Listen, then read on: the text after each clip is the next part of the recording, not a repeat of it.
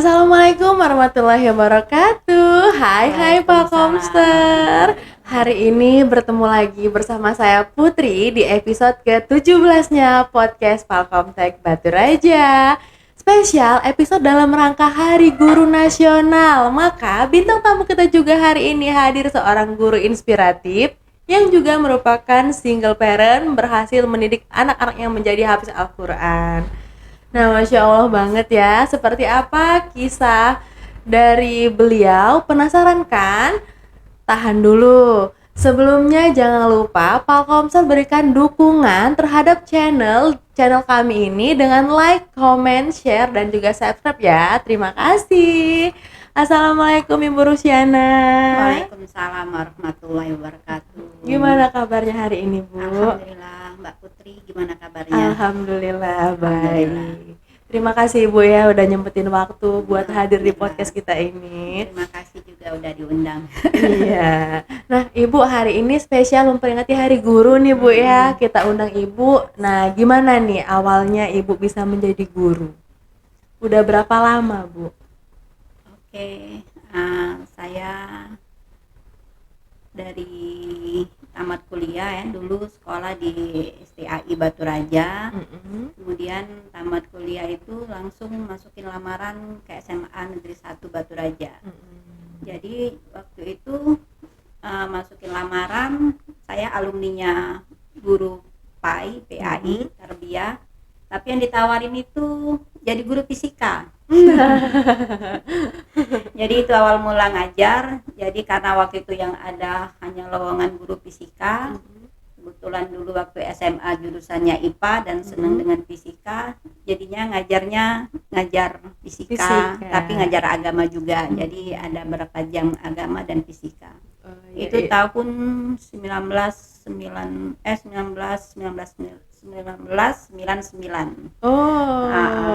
Udah berapa tahun jadi Bu ngajar itu, Bu? Kalau ngajarnya itu honor di SMA Negeri 1 itu hanya sekitar 3 tahun lebih kurang.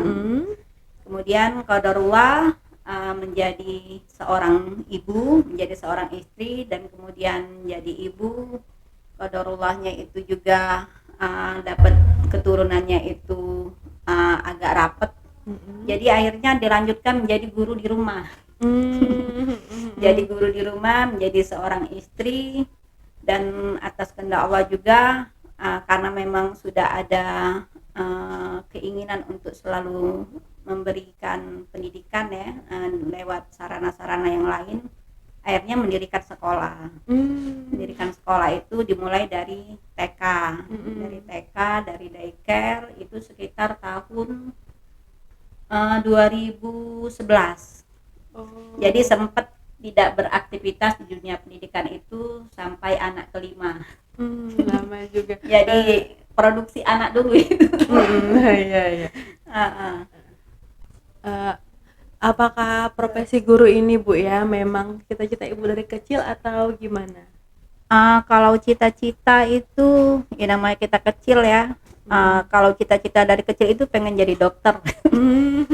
Karena dokter itu dulu ya, gambaran kita dokter itu sosok yang menolong orang lain, membantu orang lain gitu kan. Jadi kemudian berlanjut ketika sekolah SMA itu ngambil jurusan IPA itu salah satunya kedokteran gitu ya, atau waktu tes ikut perguruan tinggi itu yang diambil tapi nggak jadi kedokteran. Karena waktu itu dengar biaya kedokteran itu agak mahal, jadi ngambilnya akhirnya ke farmasi dan ke pertanian. Tapi qadarullah tidak lulus dua-duanya, hanya ikut sekali. Kalau zaman dulu namanya Sipenmaru ya. Sipenmaru ya, bener ya? Seleksi yang sekolah negeri. Dan akhirnya qadarullah waktu itu orang tua dapat musibah ya, karena orang tua itu dagang. Zaman dulu itu pernah Pasar Baru kebakaran, itu salah satunya orang tua yang terdampak. Jadi bisa dikatakan perekonomian itu jadi menurun. Akhirnya 1 tahun itu stagnan, tidak sekolah, ikut keluarga merantau di Jakarta, ikut nenek. dan tahun berikutnya tahun 1992 baru lanjut kuliah lagi di Batu Raja. Dan karena di Batu Raja saat itu hanya ada sekolah tinggi agama Islam STAI, akhirnya kecemplung ke sekolah guru. Jadi guru itu nggak sengaja, nggak sengaja. Kemudian Allah takdirkan waktu menjalankan kuliah itu ternyata menjadi guru itu ya setelah kita mendapatkan inspirasi dari mata kuliah dan sebagainya. Menjadi guru itu merupakan suatu profesi yang sangat mulia ya gitu ya, karena memberikan pencerahan, memberikan pendidikan, kemudian amal jariah yang tak terputus. Iya, bener banget. Sampai saat itu waktu masih di kuliah itu lihat kan di STAI itu depannya ada sekolah Muhammadiyah Bu ya, bener, sekolah Muhammadiyah. Waktu itu sempat duduk-duduk, gimana lah ya kalau punya sekolah kayak gitu ya. Jadi nggak pernah terbayang itu akan terrealisasi. Jadi apa yang terlintas di pikiran itu, qadarullah, almarhum suami itu tiba-tiba itu kepengen buka sekolah. Jadi waktu itu lagi ngobrol-ngobrol kosong dengan temennya. Waktu itu zaman dulu kami itu membaca buku Magnet Rezeki, bukan Magnet Rezeki, 7 Keajaiban Rezekinya Pak Ipo Santosa. Jadi dari buku itu di belakangnya itu ada cover menerima franchise buka TK Khalifah. Nah, jadi awal mula kita mendirikan sekolah itu dari bekerja sama dengan Pak Ipo Santosa dari TK Khalifah gitu. Jadi akhirnya alhamdulillah dapat teman untuk sama-sama join mewujudkan cita-cita itu. Kemudian kita nyari tempat dan seterusnya berjalan. Alhamdulillah sampai sekarang TK itu masih berdiri dan alhamdulillah sudah ada sekolah dasar Islam terpadu juga kayak itu. Udah sampai SD-nya sampai Bu, SD ya. Alhamdulillah tuh ya awal-awal berdiri kita terlibat. Tapi kalau di TK saya tidak ngajar, waktu di sempat jadi kepala sekolah, di SD juga sempat jadi kepala sekolah. Kalau sekarang hanya pembina, sebagai ketua yayasan seperti itu. Masya Allah. Oh ya Bu, menurut Ibu ini ya, apa sih perbedaan guru di masa dulu itu sama yang di zaman modern ini? Oh, sangat jauh ya bedanya itu. Kalau dulu itu tantangan menjadi guru itu tidak terlalu berat ya, karena zaman dulu paling medsosnya itu bukan medsos ya, tapi hiburannya itu hanya ada televisi. Iya, dari televisi. Kemudian jadi waktu untuk anak-anak belajar serius itu lebih banyak ya, dan mereka itu kalau ikut bimbel itu anak-anak murid itu menjadi suatu prestise ya. Iya. Jadi kebanggaan tersendiri. Jadi tingkat keinginan untuk belajar itu kalau zaman dulu itu ada belajar kelompok, kemudian ikut bimbel atau ikut les, seperti itu sangat tinggi. Kemudian belajar secara mandiri juga seperti itu dengan adanya PR dan sebagainya. Nah, kalau guru-guru yang sekarang itu tantangannya saya lihat lebih berat gitu ya. Tidak kan hanya anak SMA, SMP, tapi anak TK, SD lah kayak itu yang kami kelola kayak itu. Karena apa? Karena anak-anak sekarang sebagian kita orang tua itu sudah memfasilitasi mereka dengan HP gitu ya, dengan gadget bahasa kita sekarang. Nah, gadget ini ya kebanyakan anak-anak itu ya yang dicari itu game gitu ya, game ya, seluruh anak lah termasuk anak saya seperti itu. Kalau yang anak perempuannya biasanya sosmed, Korea, sosmed, IG-an, TikTok-an dan sebagainya. Nah, dengan adanya hal-hal ataupun hal-hal yang baru seperti ini yang ada di zaman anak zaman sekarang, tentu guru itu harus lebih memvariasikan ya cara memberi pembelajaran, metode mengajarnya kepada anak-anak. Bila perlu guru-guru itu harus mencari literatur yang kira-kira memang yang sering dijumpai anak lewat HP gitu. Iya, jadi dia jatuhnya kayak pendidikan online juga. Online juga ya, kayak itu. Banget. Jadi nyari materi apa itu ya walaupun nanti hasilnya sama, tapi ketika anak itu megang HP dia sambil belajar juga dengan cara yang berbeda. Dengan cara yang berbeda, tapi guru tetap mengarahkan seperti itu. Jadi anak juga nggak bosan. Nggak bosan. Karena sekarang ini emang gadget terdepan Bu ya.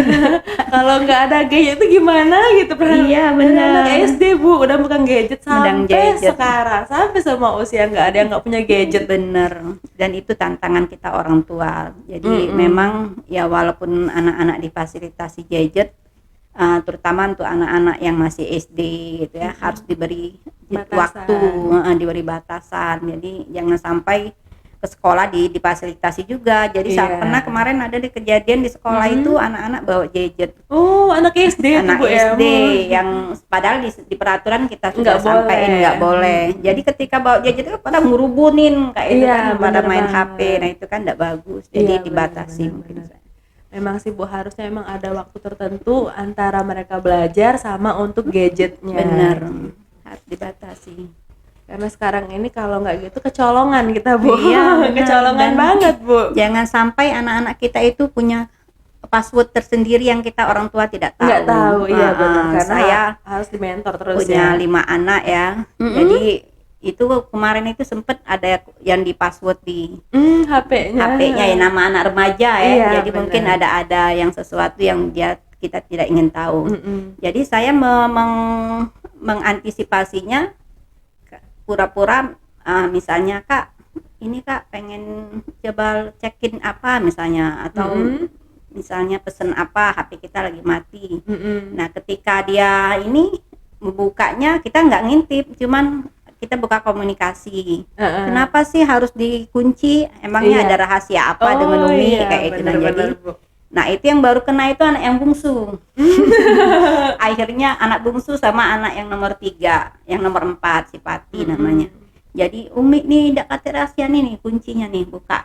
Jadi alhamdulillah kan jadi seperti itu, ada komunikasi. Kalau yang anak-anak 1, 2 itu ya mungkin dari segi usia, tapi dia tidak mengatakan bahwa ini kuncinya, tidak, tapi ketika kita pengen apa dengan HP-nya diberinya, dikasih benar banget. Jadi anak-anak juga nggak ngerasa diintimidasi gitu ya dengan cara seperti itu, benar banget. Tidak dicurigai lah itu kan, seperti itu. Karena namanya perasaan anak kan, kalau kita salah dikit kadang mereka bapernya lebih Bu. Iya, merasa dicurigai kan, dia tidak senang padahal tadi emang nggak ada apa-apa, tapi dianya malah nggak senang ya, bener jadi banget. Marah adanya kan kalau dicurigai. Nah Bu, gimana nih ya tanggapan Ibu mengenai daerah terpencil yang ada di Indonesia ini, atau khususnya di Kabupaten Oku kita ini, yang masih ada masyarakatnya belum merasakan pemerataan pendidikan Bu ya, maksudnya ya. Jadi seperti gedung sekolah yang mungkin tidak layak, kualitas guru atau tenaga didiknya yang belum merata, sampai mempengaruhi output kualitas siswanya. Gimana kalau menurut pandangan Ibu? Ya, saya kebetulan ini ya, pernah dengar cerita seperti itu ya. Ada beberapa tempat yang gurunya itu malahan banyak orang sana ya, maksudnya itu dengan yang hanya tamat SMA, kemudian karena tidak ada guru yang masuk, akhirnya mereka itu teman-teman waktu awal-awal kuliah dulu. Jadi mereka nyambil honor di sekolah di dusunnya seperti itu. Tapi alhamdulillah maksudnya di sini karena mereka menyadari bahwa pendidikan itu penting di daerah itu, akhirnya mereka berkorban untuk tidak kuliah jauh-jauh ya, jadi sambil ngajar. Nah dengan adanya kasus-kasus seperti ini, memang kita harus pemerintah itu melewati desanya. Desa itu kan punya program, punya anggaran lah ya, untuk mengarahkan bagaimana pemuda-pemuda desa itu bangkit mau membesarkan atau membangun desanya seperti itu. Jadi kalau bisa yang ngajar di dusun itu ya anak-anak dusun kayak itu, yang memang aslinya situ, yang balik kampung dan membesarkan atau membangun sekolahnya. Nah kalau masalah fasilitas itu bisa jadi karena dari desanya sendiri yang kurang berkomunikasi gitu, atau pendekatan secara pribadi. Karena kan kita desa itu ada wakil-wakil rakyat yang dapat amanah sebagai wakil daerah tertentu. Nah saya rasa kalau dikomunikasikan dengan aleg-aleg yang mewakili daerah mereka, kan setiap aleg itu kan bisa membawa aspirasi gitu ya. Nah, jadi ya tinggal nasibnya kayak itu, misalnya tinggal anggaran yang mungkin bisa difasilitasi pemerintah untuk sarana prasarana itu. Dan saya lihat kalau di Oku ini ya, yang fasilitas itu alhamdulillah itu sudah hampir setiap desa itu sudah bertahap dimajukan oleh pemerintah kayak itu. Bahkan kayak di Ulu Ogan Bu ya, di Ulu Ogan itu bahkan sekarang ini sudah ada rumah Quran. Tapi dari masyarakat. Dari masyarakat ya, bukan pemerintah daerah. Pemerintah daerah mendukung. Jadi kalau ada perlombaan itu siswa atau santri dari situ itu terkadang maju ikut MTQ dan menang. Jadi tinggal bagaimana desa masyarakat menyadari itu dan ketika mengkomunikasikannya dengan tokoh-tokoh masyarakat yang mungkin merantau, kayak yang di Ologan itu banyak donatur dari masyarakat yang merantau. Jadi dibangunkan masjid, jadi tinggal bagaimana kerjasama antara tokoh masyarakat, kemudian desa dan pemerintah daerahnya. Pemerintah daerah insya Allah bisa itu. Jadi nggak ada istilah tertinggal itu seharusnya tidak ada lagi, apalagi zaman sekarang teknologi udah canggih banget Bu, dari mana aja udah bisa. Sekarang ini sosmed itu berpengaruh banget juga terhadap pembangunan desa juga tentunya Bu ya, benar banget. Jadi kembali lagi ke masyarakat sendiri, kesadaran keinginan mereka maju, sendiri. keinginan majunya ada. Nah Bu, boleh nggak Bu, Ibu spill ya, pertama kali menerima gaji sebagai seorang guru itu berapa? Di tahun berapa? Pertama kali banget. Kalau dulu honor zaman tahun 1999-2000 itu ya, sebelum nikah, lupa deh berapa ya, kayaknya ratusan ya, 150, 200 zaman dulu ya. Iya, karena kan honor di sekolah negeri kan nggak sebesar sekolah swasta ya, karena dari bantuan pemerintah seperti itu. Tapi waktu itu karena kita aktif sempat dimasuki jadi guru GTT ya, istilahnya guru tidak tetap. Jadi per 3 bulan itu dapat dari pemerintah. Oh iya. Ya alhamdulillah tuh teman-teman yang istiqomah jadi guru GTT sekarang rata-rata sudah jadi ASN ya. Alhamdulillah. Cuman kita aja yang nggak istiqomah jadi guru, nggak nasibnya jadi ASN ya, alhamdulillah.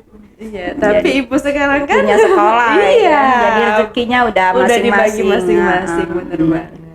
Udah ada pembagian masing-masing, udah rezeki masing-masing. Tapi memang kita kalau sebagai guru, kalau mengandalkan gaji kita sulit Bu ya untuk berkembang. Jadi memang guru itu harus sebagai bentuk kita mengekspresikan ya, atau mengamalkan apa-apa yang sudah kita miliki, ilmu-ilmu yang kita punya kepada siswa kita.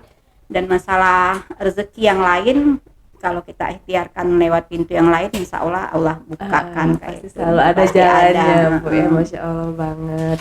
Nah makin menarik aja nih ya kita ngobrol bareng sama Bu Rusdiana ini. Rusiana ya. Nah di segmen 1 tadi Bu, kita tuh udah banyak banget dapet insight-nya, banyak banget dapet manfaatnya dari Ibu. Dan masih ada beberapa pertanyaan lagi yang akan kita bahas di sini, tapi tunggu dulu ya. Putri punya informasi penting nih Bu, buat Palkomter semuanya. Buat yang bingung setelah lulus sekolah mau kemana, sementara belum bisa ataupun belum mau untuk kuliah, ya udah mulai sekarang kalian jangan galau lagi. Kalian bisa menambah skill dulu di Palkomtek Batu Raja. Ambil aja program yang bisa meningkatkan kreativitas kamu, bahkan bisa menjadi sumber cuan tentunya ya. Apa aja sih program-programnya? Yang pertama itu ada aplikasi perkantoran, desain grafis, konten kreator, digital marketing, desain website, dan juga web programming. Dan ada juga kalau yang suka animasi nih, bisa ambil desain animasi juga tentunya. Atau ada yang suka editing video, ada video editing juga. Jadi program tuh lengkap banget. Nah, semua program yang tadi bisa kalian ambil paket mulai durasi 2 bulan, 10 bulan hingga 1 tahun seperti itu. Dan paling penting juga di bulan November ini kita lagi ada promo akhir tahun dengan banjir cashback Bu, banyak banget yang bisa kalian dapetin hingga 1,5 juta. Besar kan? Langsung aja diserbu ya guys. Nah, kita kembali lagi ya ngobrol sama Ibu.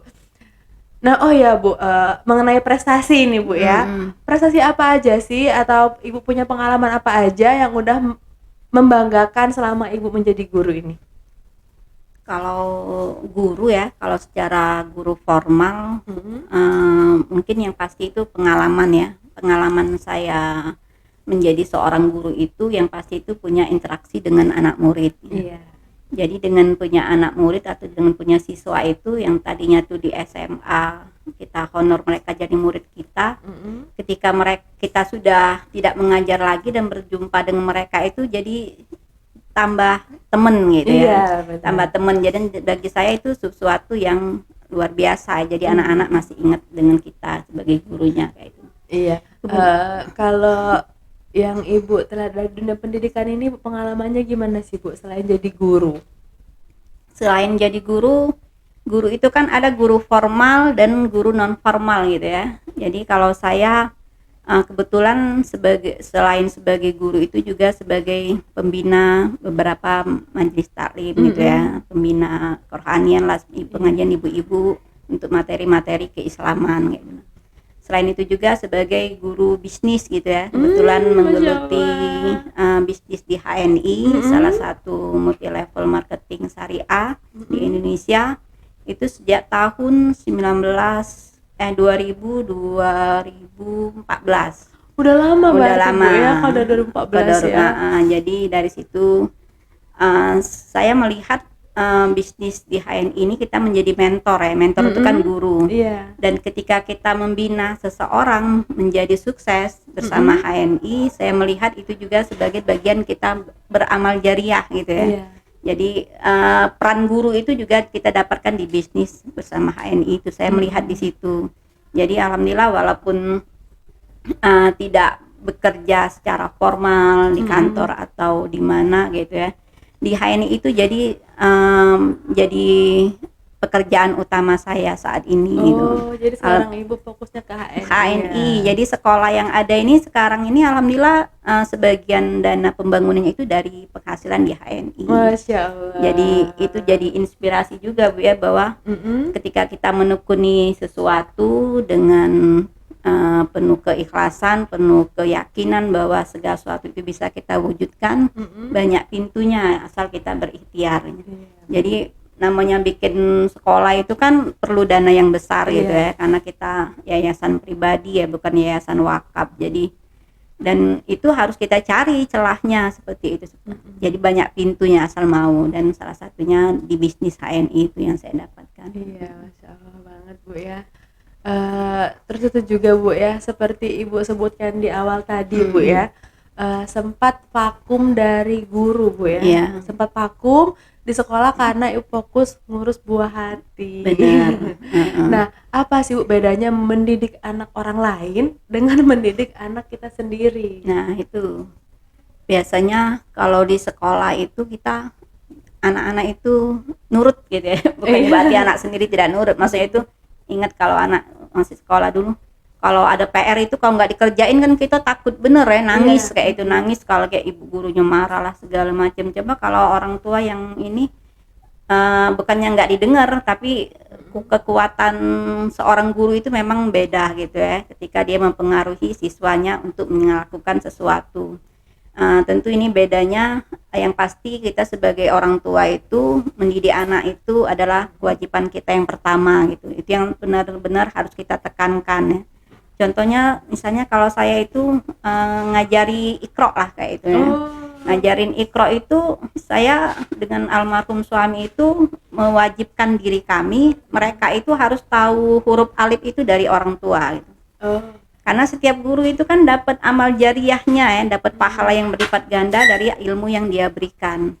Nah, kalau kesempatan itu kita berikan kepada guru-guru sekolahnya atau guru kelas gitu ya, guru ngajinya, maka pahala itu akan diambil oleh guru ngaji tadi, guru sekolah. Nah, tapi kalau ketika pertama kali anak itu bisa baca dari orang tua, bisa ngaji dari orang tua, secara tidak langsung, walaupun itu memang kewajiban kita, pahala itu juga mengalir buat kita kayak itu. Nah, jadi kalau ya kita harus mengusahakan kita guru pertama buat anak-anak kita. Anak-anaknya benar banget Bu ya. Jadi memang anak itu madrasahnya orang tua. Gurunya orang tua. Gurunya orang tua. Nah Bu, konsep apa sih Bu yang Ibu terapkan dalam mendidik anak sehingga menjadi tahfiz Al-Quran semua? Subhanallah ya, Masya Allah. Jadi ini sebenarnya setiap orang tua ya pasti pengen punya anak-anak penghafal Quran, dan ya alhamdulillahnya itu memang sudah cita-cita dari awal menikah lah seperti itu. Dulu sempet waktu lagi hamil itu pengen, ya namanya zaman dulu tuh kan yang menghafal ini tidak terlalu trending kayak ini ya. Paling kita bisa ngaji, bisa turutan ya, bahasa dulu ngomong kan juz amma itu turutan bela, hafal bela, alhamdulillah hanya sebatas surat-surat pendek. Tapi waktu itu bertekad pengen selama hamil anak pertama itu pengen hafal juz 30.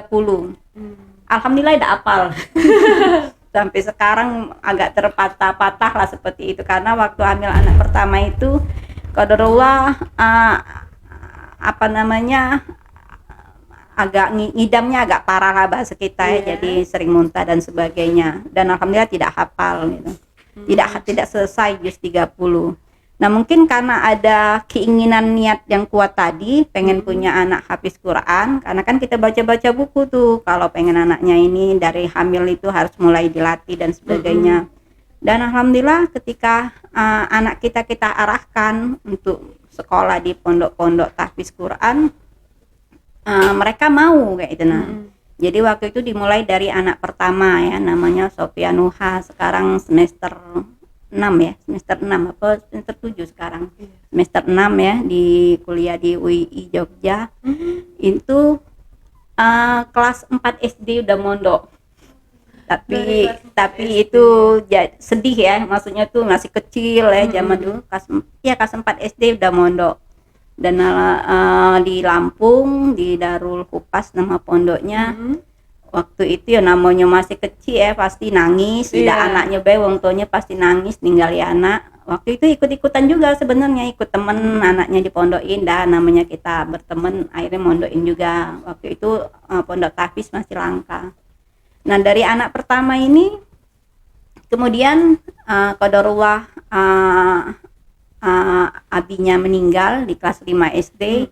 Kemudian dia istirahat dulu, balik ke Batu Raja. Kebetulan kita memang anak-anak itu memang diarahkan ke sekolah-sekolah Islam yang pastinya yang punya pembelajaran yang mendekatkan diri kepada Al-Quran, salah satunya sekolah IT gitu ya. Nah, pas tamat SD lanjut lagi ke pondok tahfiz, dan alhamdulillah adik-adiknya pada ngikut. Adik-adiknya jadi walaupun ngikutnya itu karena disuruh kayak itu mungkin dulu almarhumah itu kepengen anaknya pun jadi hafiz Quran. Jadi motivasi kita hanya kebetulan karena memang mereka saya single parent dan mengingatkan keinginan almarhum, jadi mungkin itu salah satu motivasi mereka mau jadi penghafal Quran seperti itu. Alhamdulillah sekarang kebetulan yang khatam 30 juz itu anak putri. Jadi ada Sofia, Zaima, dan Aisyah yang bungsu. Kalau yang anak laki-lakinya alhamdulillah baru separoh. Kalau Hud itu baru separoh, baru 15 juz. Itu pun belum diulang-ulang lagi ya. Namanya anak laki-laki ini kadang-kadang agak lebih nggak mau diatur ya. Kalau mereka baca laku bahasa sekarang kayak gitu kan, bener banget. Baca Quran kak udah setor hafalan, emangnya nak laporan yang dengan Umi kayak gitu. Nah, kemudian yang adiknya yang Pati itu ya sempat hafal 7 juz, pernah hafal 7 juz ya, tapi kemarin balik lagi ke Batu Rajo, ngulang lagi dari juz 1, sekarang juz 30. Jadi namanya menjaga hafalan itu lebih berat dibanding hafal. Jadi alhamdulillah yang pasti itu anak-anak tetap diarahkan. Karena kita memotivasi mereka dengan kita menjadi penghafal Quran itu, interaksi kita dengan Al-Quran akan lebih sering.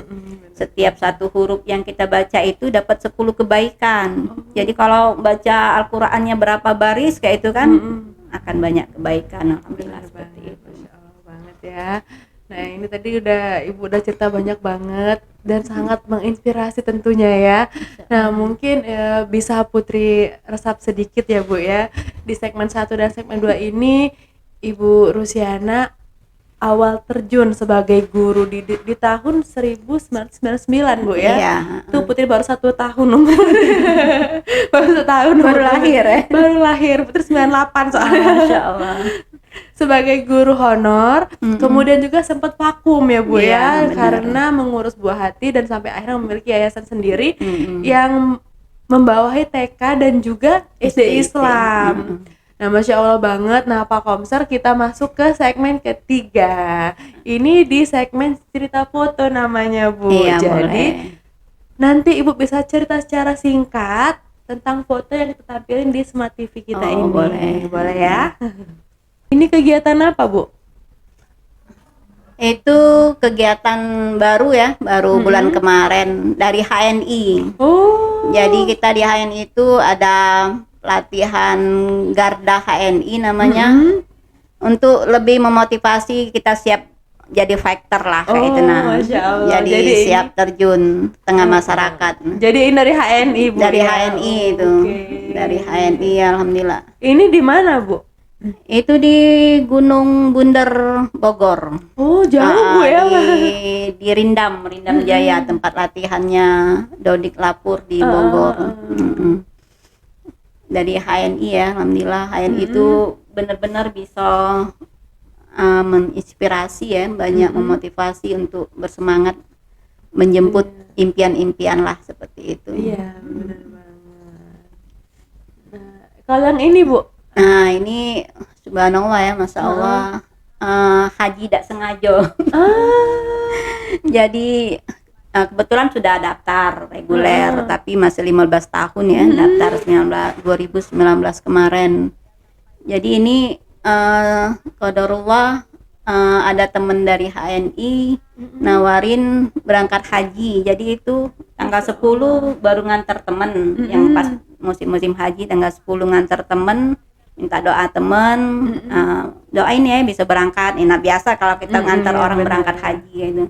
Kemudian kelang 4 hari dari situ atau 3 hari ada WA di grup, teman-teman yang bikin WA, ada yang mau berangkat haji nggak tanggal 20 ini. Masya Allah. Jadi itu nggak sengaja kebaca gitu ya, kebaca di grup, ya pikir tanggal 20 gimana caranya. Memang kita mengenal haji poroda ya, haji poroda yang bayarnya lumayan kayak itu. Nah, jadi waktu itu jawab aja, mau dong ya, namanya tawaran gitu ya. Akhirnya di Japri, kebetulan itu mentor namanya Ibu Dr. Fajria. Jadi Japri, Mbak Ana bener mau berangkat, ya maulah dok, namanya haji siapa yang nggak mau kayak itu kan. Ya alhamdulillah dihubungi dengan namanya Ibu Elsa. Ibu Elsa itu salah satu leader juga di Tasik gitu. Coba hubungi ini Bunda Elsa. Akhirnya teleponan dengan Bunda Elsa, Bun, bener Bun, ada ini peluang berangkat. Iya bener Mbak, katanya kayak itu. Akhirnya komunikasi, gimana jalannya, gimana ceritanya. Jadi ini bisa dikatakan haji backpacker ya istilah orangnya. Ada YouTube-nya itu, Ustadz apa nama haji backpacker, tapi disaranai oleh travel kayak itu. Nah, jadi bukan berangkat sendirian. Tapi ada orang berapa kemarin, hampir orang 50, tapi 3 gelombang. Jadi yang punya travel ini dari Lombok. Jadi alhamdulillah nggak tahu itu duitnya dari mana, ya lumayan kemarin itu hampir 100 lah totalnya pulang pergi. Cuman kita mengambil peluang gitu ya, karena kita nggak tahu umur. Kemudian kita mengatakan haji itu kan bagi yang mampu. Sebenarnya kategori mampu ini ya bisa dari fisik kita, bisa dari memang rezeki yang kita miliki. Nah selama ini kita selalu mendahulukan duniawi ya.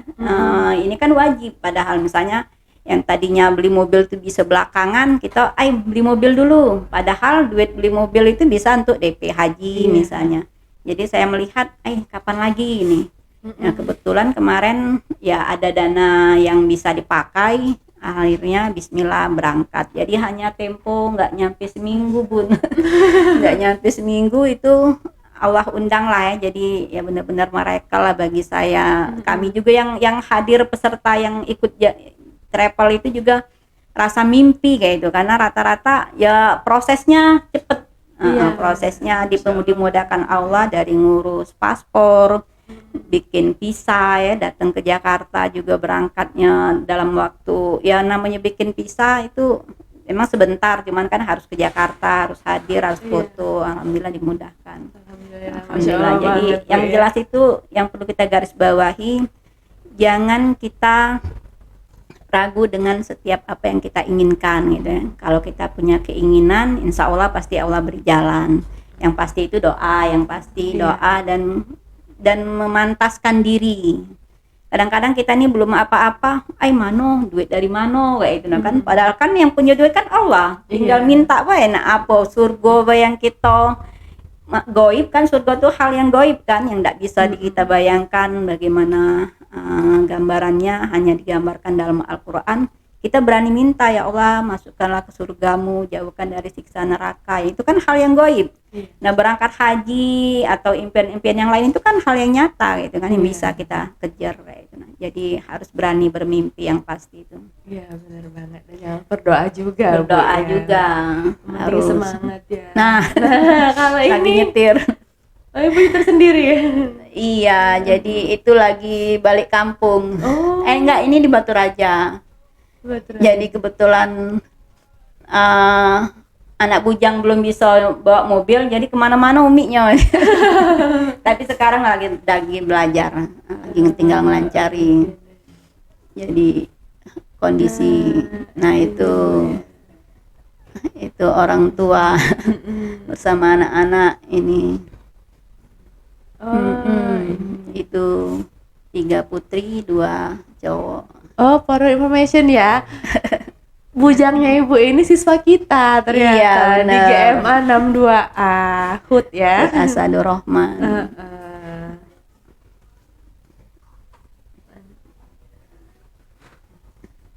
Itu lagi di Bengkulu, itu pulang dari Padang lewat Bengkulu. Lewat. Nah itu ngurusi bocil-bocil. Ngurusi bocil-bocilnya Bu ya. Jadi sempet jadi ibu rumah tangga. Qadarullah. Jauh dekat-dekat juga Bu ya jaraknya. Iya, jaraknya 2 tahun. Bahkan yang nomor 4 dengan 5 itu hanya setahun 7 bulan. Nggak sampai 2 tahun. Nggak sampai 2 tahun udah punya adik. Nah, ada lagi. Nah, Ibu ini dalam acara apa? Nah, itulah untuk 2024 ini dapat amanah. Jadi kebetulan saya itu dari sejak SMA memang senang berorganisasi gitu ya. Kalau zaman dulu ada namanya PII, Pelajar Islam Indonesia. Jadi memang senang berorganisasi. Kemudian waktu kuliah juga berorganisasi di Ikatan Mahasiswa Muhammadiyah. Kemudian secara tak sengaja juga ngajar TPA di kantor P3. Dulu kan partai hanya 3 ya. Jadi di kantor P3 ngajar TPA, nyambi kuliah. Akhirnya kecemplung di partai. Waktu itu sempat jadi bendahara juga di P3. Jadi dari umur 17 tahun itu sudah jadi caleg. Ingatnya dulu di P3 itu jadi caleg termuda umur 17 tahun. Jadi zaman dulu itu kalau jadi caleg itu nggak semudah sekarang. Ngadepin berapa meja, tentang terlibat di organisasi terlarang itu benar-benar ditanyakan. Dan setelah ada partai baru, ada reformasi, ada Partai Keadilan Sejahtera. Semenjak dari pertama Partai Keadilan Sejahtera itu selalu didapat amanah jadi caleg kayak itu. Jadi ini yang kelima jadi caleg. Yang kelima. Dan ini kebetulan dapat amanah untuk Dapil 1 Batu Raja Timur. Jadi ya buat teman-teman semua, mohon doa dan dukungannya sebagai caleg perempuan ya. Karena saya melihat mengapa saya istiqomah menjadi caleg ya. Memang permintaan dari partai itu biasanya memenuhi kuota perempuan. Kadang-kadang kita selalu di posisi memenuhi kuota. Tapi saya tidak, walaupun hanya memenuhi kuota, saya selalu berusaha untuk karena memang terlatih untuk selalu mengikhtiarkan segala sesuatu. Jadi dijalani gitu. Jalani mungkin tidak seperti yang lain yang dananya ada sekian, tapi kita sekecil apapun itu kita lakukan. Bahkan 2019 kemarin jadi caleg DPR RI. Masya Allah. Nomor urut 3. Jadi sebenarnya tahun ini pengennya pensiun ya, cuman qadarullah karena memang yang mau jadi caleg itu orang-orang tertentu ya, tidak semua siap jadi caleg. Kalau 2019 kemarin bener-bener ya namanya RI itu kan ke 4 Lawang, ke mana namanya Pagar Alam, jadi dijalanin walaupun naik bus kayak itu kan, walaupun ini kemana ke Ranau kayak itu, tapi ada yang dituju dan alhamdulillah belum jadi juga. Nah ini mudah-mudahan yang terakhir jadi caleg, mudah-mudahan Allah takdirkan, Allah pilih. Walaupun berat bukannya gampang menjadi seorang anggota dewan itu, ujiannya juga kalau jadi juga semakin besar ya, karena kita tahu di DPR itu kata orang itu di tempat jual beli kambing gitu ya. Bahasa kasarnya jual beli kambing ya, padahal sebenarnya jual beli proyek kayak itu kan. Jadi mereka tuh kebanyakan mereka itu sebagian, tidak semuanya ya, sebagian itu yang ketika jadi itu hanya mementingkan diri sendiri kayak itu. Nah, bagaimana menambah rupiah untuk kantong mereka. Tidak semuanya ya, hanya sebagian. Tapi sebagian ada yang tetap memberi ini aspirasi buat masyarakat, dan kita ingin menjadi bagian dari itu. Terutama untuk mewakili suara-suara perempuan. Karena perempuan itu kayak sekarang aja hanya 1 atau 2 anggota dewan kita di Batu Raja. Yang perempuan, padahal diminta itu kan 30% ya, mewakili perempuan itu. Nah kalau bisa 30% itu ya benar-benar terwakili ya, salah satunya dengan kita minta masyarakat untuk memilih caleg perempuan seperti itu.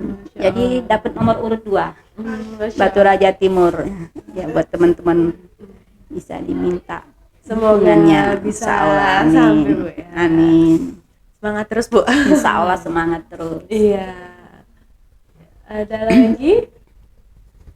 Dia di Batu Raja Timur Bu. Batu Raja Timur. Jadi buat yang tinggal di Batu Raja Timur boleh. Putri di Batu Raja Timur. Iya, iyalah nanti kita tinggalkan kartu nama. Iya.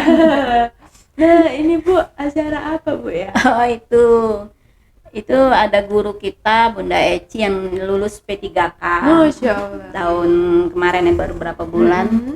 Beliau sudah gabung di sekolah kita udah 3 tahun atau hampir 4 ya, lupa.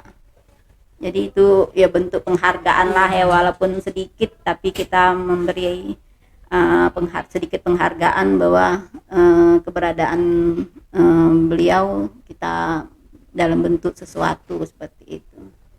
Bunda Eci. Ada foto lagi?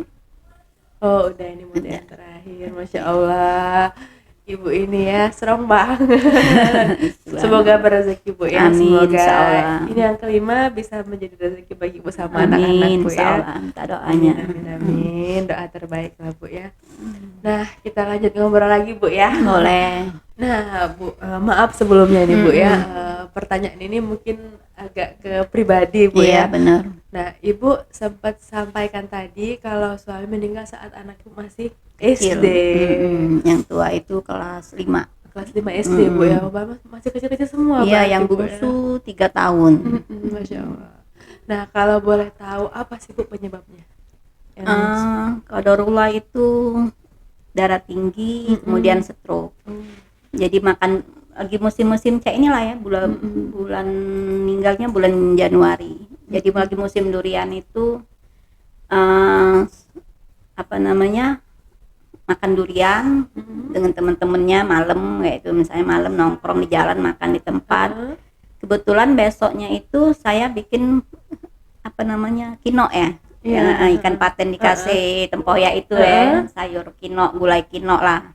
Jadi malam ketemu durian, besoknya lagi ketemu durian. Tapi sebelumnya itu ada, memang almarhum itu ada riwayat tipes.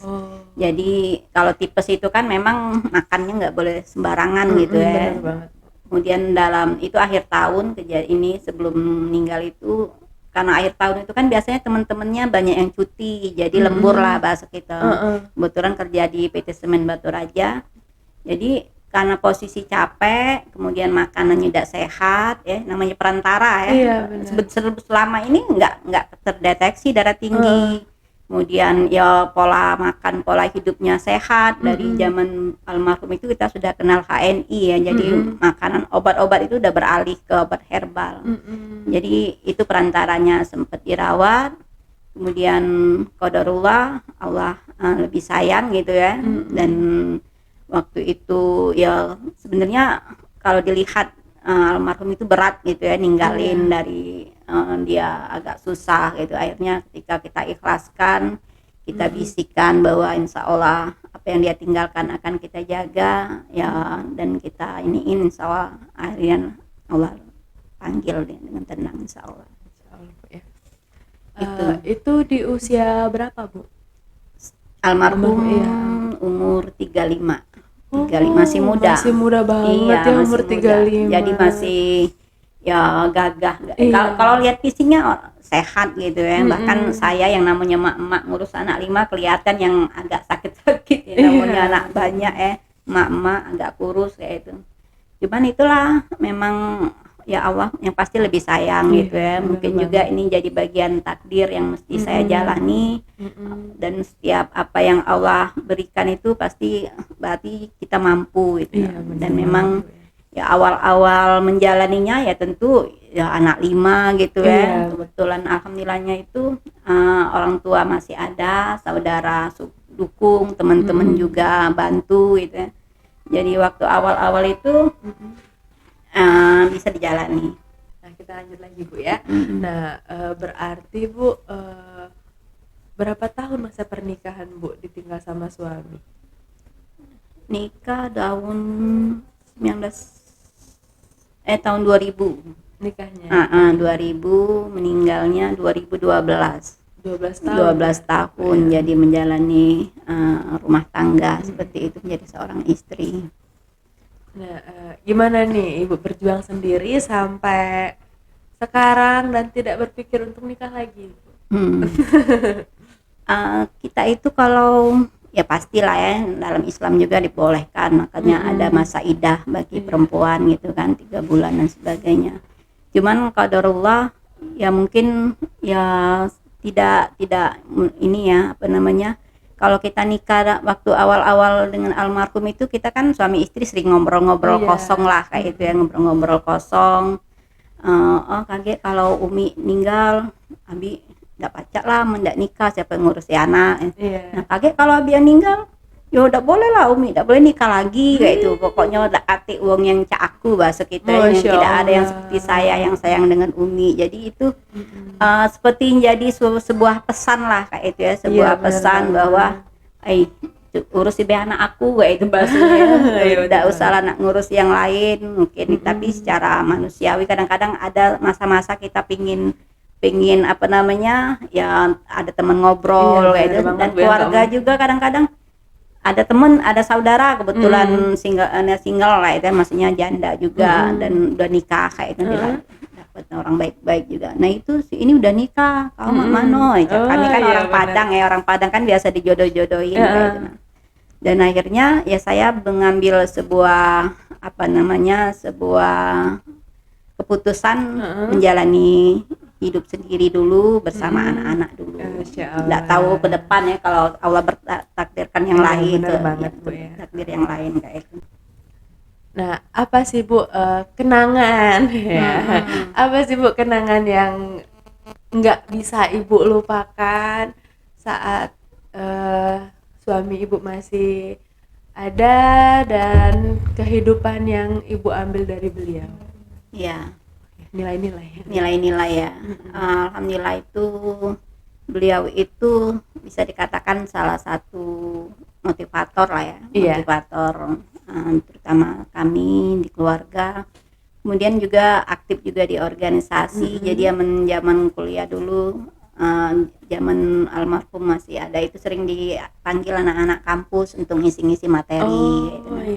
Jadi ya pasti banyak kehilangan. Kemudian yang pasti beliau itu kalau orangnya berani mengambil sebuah keputusannya. Jadi kadang-kadang kita namanya ibu-ibu tuh kan, misalnya kita gajian nih, duit tuh alhamdulillah tuh termasuk yang mengamalkan sedekah lah. Jadi apa yang kami hadapi sekarang ini, yang kami dapat saat ini, salah satunya itu ya lewat sedekah gitu ya. Karena ingat dulu waktu awal-awal mengamalkan sedekah itu dapat kuliah subuhnya Ustadz Yusuf Mansur gitu ya. Jadi kenal Khalifah itu juga karena beli bukunya, itu buku tujuh keajaiban rezeki ya, salah satunya lewat sedekah dan sebagainya. Jadi mengedepankan sedekah kalau ada apa-apa, kemudian mendahulukan kepentingan orang tua gitu ya.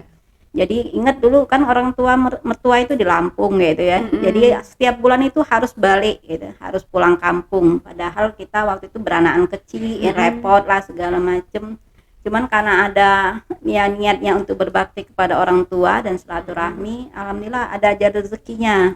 Tadinya itu kita kesana bawa naik travel, Allah beri rezeki dapat mobil, walaupun mobilnya itu yang kredit segala macam. Jadi kalau ada keinginan itu beliau berikhtiarkan untuk dapat kayak gitu. Masya Allah. Ada keinginan. Nah, oh ya Bu, kita ngobrolin bisnis sedikit nih ya. Nah, HNI ini salah satu bisnis yang Ibu geluti sekarang ya. Bener. Di HNI sendiri Ibu sudah di tahap apa ini Bu? Sebagai leader atau apa? Iya, jadi bersama HNI ini udah 11 tahun ya sekarang, milad yang ke-11 baru saja kemarin. Dari sebelum HNI itu kita ada namanya kerjasama dengan Malaysia ya, namanya HPA ya, HPA. Kemudian aku dulu Kopi Radik terkenalnya dari HPA jadi HPAI, akhirnya kita flur jadi produk Indonesia saja, jadi HNI ya, jadi Halal Network Internasional. Nah karena dari awal sudah bersama HNI, kemudian qadarullah ya, waktu itu namanya proses ya, karena bisnis itu tidak ada yang instan. Alhamdulillah itu tahun 2017 ya kalau nggak salah, itu baru jadi Loyal Executive Director, jadi leader lah seperti leader, itu Bu, ya. Alhamdulillah sampai sekarang, dan di rumah itu menjadi statusnya BC ya, Business Center atau bahasa kita itu kantor cabang. Sekarang di rumah Ibu sekarang itu, Bu, ya. Jadi kalau stokis belanja itu ke rumah. Jadi kita distribusi ke Matepura, ke Belitang, Muara II, sampai Muara ini. Okuraya juga. Okuraya. Jadi yang buka stokis, jadi belanjanya ke kita kayak itu. Alhamdulillah. Tepuk tangan dulu dong. Iya. Kalau kantor cabang itu hanya satu. Baru satu, boleh dua, tapi baru satu. Sekarang jadi satu, baru Ibu aja di sini Bu ya? Iya, stokis banyak. Jadi stokis belanja dengan kita. Masya Allah. Luar biasa banget ya Pak Komser ya. Insya Allah. Untuk HNI ini sendiri dia bergerak di bidang apa, kebutuhan produk Bu ya. Jadi ini jadi CR juga ya. Jadi seperti kita ketahui saat ini kan kita lagi boykot produk-produk milik Zionis. Iya, benar banget. Sekarang lagi kita kampanyekan ya. Jadi perlu saya jelaskan, HNI ini adalah perusahaan milik dalam negeri, milik Indonesia, orang yang punyanya itu orang Muslim kayak itu kan, dan produk-produk yang dikeluarkan itu rata-rata produk yang berkualitas. Karena kita ini adalah multi level ya, jadi mungkin sebagian persepsi di tengah masyarakat itu harga mahal ya. Padahal sebenarnya harga itu karena kualitasnya tadi, seperti kita ada pasta gigi Siwa herbal Siwa. Nah itu dengan khasiat dan kualitas yang sama dibanding produk di luar dengan khasiat dan kualitas yang sama, minyak kita itu sebenarnya murah. Kalau yang lain misalnya 30-an, kita hanya 20. Jadi nggak mahal kan. Cuman kalau dibandingkan dengan yang biasa kita pakai sehari-hari yang hanya sebatas untuk membersihkan, kita mungkin mahal, tapi untuk khasiatnya kita murah gitu. Iya, benar banget Bu ya. Jadi CR produk Muslim lah seperti itu HNI. Keren banget ya guys ya. Oh ya Bu, kok bisa sih Bu Ibu itu sampai mencapai di posisi sekarang ini? Terus itu juga pastinya ada tantangan kan Bu ya? Nggak mungkin mulus-mulus saja. Itu gimana cara Ibu melewatinya? Jadi sebenarnya ini sudah dibangun dari zaman almarhum ya, dari HPA dulu. Jadi beliau itu termasuk leader ya, motivator tadi. Saya waktu itu masih sebagai ibu rumah tangga lah, hanya nemenin, hanya kemana ada kegiatan ngeramein. Dan mungkin inilah ya Allah berkehendak tadi ya, jadi inilah yang beliau wariskan buat saya dan Masya Allah. anak-anak lah untuk menjalani kehidupan ke depan ya pasti nggak langsung seperti sekarang. Iya benar. Dulu dari bonus 200.000, 500.000 dan stagnan itu 3 jutaan itu berapa tahun kayak itu ya. Jadi ya 3 juta zaman dulu udah lumayan ya buat hidupin anak-anak kayak itu. Nah, alhamdulillah waktu itu anak-anak udah pada mondok. Yang nomor 1 dengan 2 itu malahan pernah di Darul Quran Yusuf Mansur yang kata orang bayar mahal gitu ya. Tapi qadarullah ya tetap bayar. Tapi alhamdulillah yang pertama itu tamat SD kan di sini, jadi lanjut ke pondok lagi itu punya hafalan 3 juz. Jadi ikut jalur prestasi lah karena punya hafalan. Alhamdulillah sampai tamat SMA tidak bayar. Kalau yang HUT itu dari kelas 5 SD dari di Darul Quran. Jadi tamat SD-nya itu sempat dapat 12 juz. Cuman uminya waktu itu pengen cari suasana yang lain karena waktu itu pengen entrepreneur lah. Jadi anak laki-laki itu pengennya memiliki jiwa entrepreneur. Sempat dipindahi ke Anyer waktu itu. Jauh Bu ya? Jauh, jadi makanya sekarang dia nggak mau jauh-jauh lagi. Aku udah bosen jauh-jauh. Waktu tamat SMA kan ku arahkan karena dia senengnya IT ke Telkom University ya. Agak keren juga kayak itu ke Bandung kayak itu kan karena ya waktu itu ikut tes tidak lulus, ikut yang negeri udahlah Kak ke ini aja ada kawan Umi ke situ aja ada asrama ada Islamannya masih jalan. Dia nggak mau lagi akhirnya milih Lampung. Kemudian qadarullah Covid dan belajarnya kurang begitu efektif dan dia tidak nyaman akhirnya cuti dulu kuliahnya. Nyangkut di Palkomtek. Nyangkut di Palkomtek. Jadi seperti itu maksudnya. Yang pasti yang mesti kita garis bawahi namanya setiap anak itu kan bawa rezeki masing-masing. Nah itu yang saya garis bawahi pasti apalagi untuk sekolah, untuk pendidikan ya itu kan termasuk kalau bahasa ininya itu agak ekstrim itu jihad juga kan untuk ilmu kayak itu kan pasti Allah mudahkan jalannya dan alhamdulillah semuanya Allah mudahkan sampai sekarang insyaallah itu. Insyaallah Bu ya. Semoga lancar terus semuanya Bu ya. Insyaallah amin. Nah ngomong-ngomong nih Bu ya, terima kasih banyak Ibu udah mempercayai pendidikan anaknya di Palkomtek Batu Raja sampai akhirnya kita ketemu di podcast ini Bu ya. Sengaja gitu ya. Agak nggak nyangka juga Bu iya benar. Orang dari HUT Nah apa sih Bu pertimbangan Ibu untuk memilihkan Palkomtek ini buat HUT? Jadi pas HUT-nya nggak mau kuliah lagi itu saya ya sebagai orang tua agak seperti apalah ya namanya kan pendidikan sekarang ini harus kita kedepankan walaupun ya dia menyatakan aku tuh nggak mau begawe, aku nggak mau jadi karyawan. Jadi dia lebih seneng dengan dunianya saat itu ya. Aku tuh pokoknya pengen jadi programmer, pengen jadi bisa bikin game. Nah sebelum di Palkomtek itu pernah ikut pondok IT di Bandung. Jadi ada yang gratis lah bahasanya kerjasama dengan lembaga yayasan.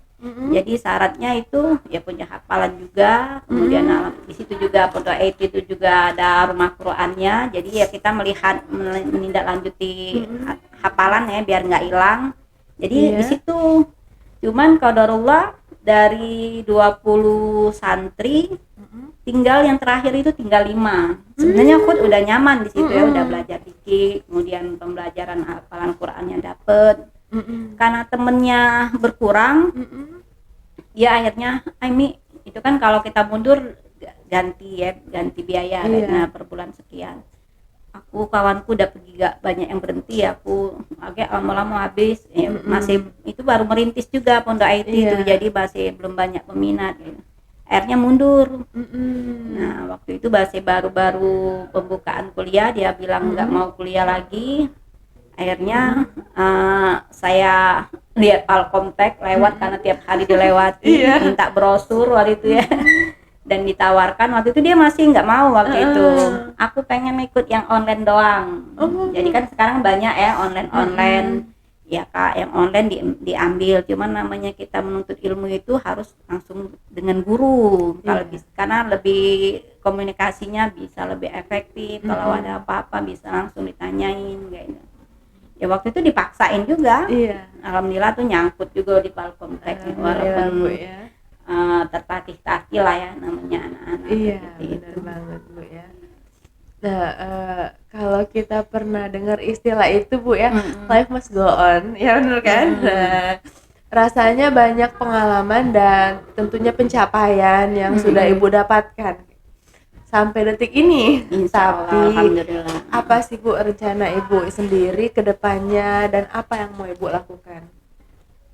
Yang pasti balik ke cita-cita almarhum suami gitu ya. Jadi waktu kami merintis TK itu mimpi beliau almarhum itu tinggi gitu ya.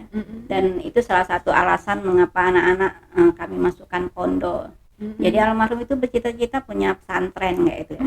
Jadi ya alam ya. Kalau melihat apa yang sudah dijalani, semuanya tidak ada yang tidak mungkin gitu ya. Benar banget. Jadi capaian apa yang sudah diperoleh saat ini bagi kami yaitu sebuah pertolongan dari Allah semua. Tidak ada karena kerja keras kita, tidak, tapi memang Allah takdirkan karena kita memiliki niat yang baik, maka bagi Allah itu mudah gitu. Nah, tinggal kita yakin bahwa ada jalannya tadi. Nah, kemudian untuk anak-anak yang pastinya mereka bisa mengembangkan apa yang sudah mereka miliki ya, terutama kalau yang punya hafalan itu saya tekankan kedepannya itu bila perlu rumah itu jadi markasnya Al-Quran ya, jadi rumah Quran ya. Cuman ya namanya anak-anak masih peralihan ya, dari remaja menuju dewasa gitu kan, jadi masih banyak masih menikmati apa yang mereka dapat saat ini. Jadi kalau lagi kuliah itu fokus kuliah, fokus dengan medsos mereka gitu ya, namanya peralihan tadi, dan mudah-mudahan mereka tetap memegang itu, jadi Al-Qurannya tetap terjaga dengan menyampaikannya kepada orang lain. Jadi pengen jadi guru Quran lah kayak itu. Nah, amin. Semoga aja Bu ya, semoga selalu ada jalannya. Yang penting kata Bu tetap istiqomah yang jelas Bu ya. Iya, harus yakin dulu. Nah, terakhir ini Bu ya, spesial banget di Hari Guru Nasional 2023 ini. Apa aja sih yang pengen Ibu sampaikan bagi pendidik atau guru-guru di luar sana? Mungkin semangat dan motivasi yang ingin Ibu berikan? Iya. Jadi buat teman-teman yang Allah takdirkan menjadi guru gitu ya, guru apa saja, baik lembaga formal maupun non formal, yang pasti itu guru kehidupan ya, menjadi seorang ini menjadi umi, madrasah pertama buat anak-anaknya di rumah gitu ya. Yakinlah bahwa seorang guru itu adalah sebuah profesi yang sangat mulia gitu ya. Jadi sangat mulianya itu mengapa? Karena setiap apapun yang dia ajarkan itu akan membawa keberkahan atau kebaikan bagi dirinya. Jadi pahala yang tak terputus gitu ya. Bahkan ketika kita sudah meninggal pun pahala itu tetap mengalir gitu ya. Jadi guru itu benar-benar akan menjadi inspirasi buat anak muridnya. Jadi jadilah guru-guru yang bisa menginspirasi, guru-guru yang bisa memotivasi anak-anak muridnya, sehingga anak-anak itu memiliki mimpi-mimpi yang besar gitu. Jadi dan setiap guru itu harus meyakini bahwa dengan profesi yang dia miliki tidak akan menghambat pintu rezekinya gitu. Jadi jangan merasa letih ya, lesu, karena memang guru itu pasti capek ya, terutama yang di sekolah-sekolah kayak gitu. Tapi yakinlah setiap kelelahan, keletihan yang kita dapati insya Allah akan dibalas Allah dengan kebaikan. Seperti itu. Amin. Nah, sebelum Putri mau ngucapin selamat Hari Guru Bu ya. Iya, sama-sama buat semua guru. Selamat Hari Guru. Sukses terus, semangat terus, tetap istiqomah. Semoga apa yang lagi dikerja sekarang, apa yang dijalani sekarang itu bisa menjadi berkah dan bekal buat nantinya. Nah, udah nggak kerasa nih ya Pak Komser ya. Kita ini udah ngobrol udah lama banget tuh ternyata. Udah kemana-mana ngobrolnya. Iya, benar banget. Dan sekarang kita itu udah ada di penghujung acara. Nah, dari obrolan selama podcast ini, Putri juga merasa banyak banget dapat insight ya, sama kayak kuliah singkat Putri buat hari ini. Jadi belajar belajar lagi langsung testi dari seseorang ya. Iya, belajar lagi, dapat semangat baru lagi. Makasih banyak loh Bu ya. Sama-sama. Saya juga mengucapkan terima kasih udah diberi kesempatan ya untuk hadir di Palkomtek. Bagi saya ini bukan sebatas kebetulan ya, yang pasti itu takdir Allah tadi untuk bisa menambah saudara, menambah relasi gitu ya, yang tadinya hanya sebatas menyekolahkan anak. Oh ternyata di Palkomtek kita bisa bikin podcast, ada studionya kayak gitu kan. Kalau nggak kesini kan nggak tahu. Nggak tahu, bener banget Bu. Dan hari ini tuh kita bener kayak kuliah singkat dan langsung dari pendidik wanita tangguh ini. Insya Allah. Yang sudah banyak pengalaman kehidupan, dan Putri juga bisa ambil contoh dari Ibu Rusiana ini bahwa selalu punya niat baik dan istiqomah dalam semua hal. Insya Allah. Dan jangan lupa juga selalu libatkan Allah juga dalam setiap proses kita, karena Allah itu maha baik, maka Allah akan mudahkan kita untuk memberi dan mewujudkan. Masya Allah banget, terima kasih banyak Bu ya. Nah, Palkomtek Batu Raja akan hadir kembali di minggu depan setiap hari Kamis nih Bu, jam 10 pagi.